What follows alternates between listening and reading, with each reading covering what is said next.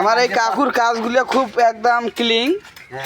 এই দেখেন কন্নি দিয়ে ক্লিন কাজ করতেছে, দেখছেন? তুমি মারো তো বাবা, তোমার কাজটা দেখি।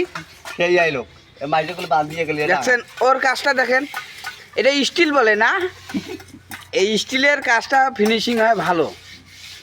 আমার মিস্ত্রির এই দেখেন চেহারাটা মাইকেল জ্যাকসন।